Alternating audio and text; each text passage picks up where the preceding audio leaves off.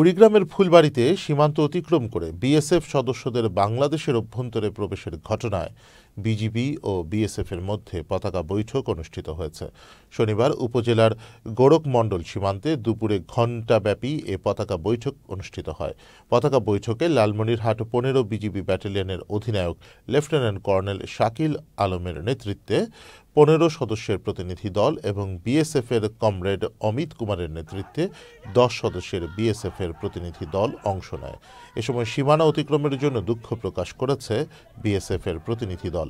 পাশাপাশি সীমানা অতিক্রম করে বাংলাদেশে প্রবেশধারী বিএসএফ সদস্যদের বিরুদ্ধে বাহিনীর প্রচলিত আইন অনুযায়ী বিচারের আশ্বাস দিয়েছেন বিএসএফ কর্মকর্তা অমিত কুমার।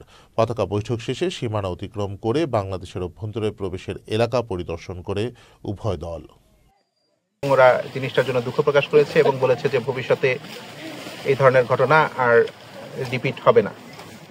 আর দ্বিতীয় কথা সেটা হচ্ছে যে তাদের যে ৫ জন সদস্য যারা বর্ডার ক্রস করে এই পাশে চলে এসেছিল তাদের বিরুদ্ধে প্রশাসনিক ব্যবস্থা, ওদের যার যার বাহিনীর নিয়ম অনুযায়ী যে প্রশাসনিক ব্যবস্থা সেটা ওরা গ্রহণ করবে এবং আমাদেরকে সেটা জানাবে।